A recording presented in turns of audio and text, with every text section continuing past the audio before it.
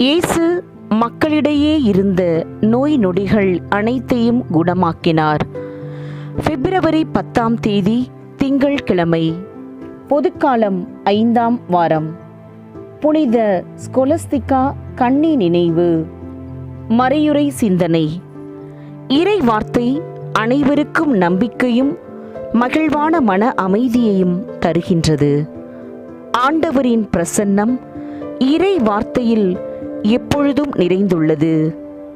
இறை வார்த்தையை நம்முடைய வாழ்வில் கடைபிடிக்கும் பொழுது நாம் கடவுளின் பிரசன்னத்திலும் அவரின் அன்பிலும் வாழ்கிறோம். அதோடு நாம் நல்ல முழு நிறைவான மன நிறைவோடும் வாழ முடிகிறது.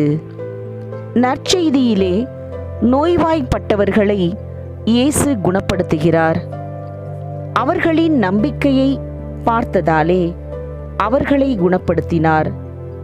எனவே நம்முடைய வாழ்விலும் இறை வார்த்தையை படித்து அதன் மீது நம்பிக்கை வைத்து வாழ்வோம்.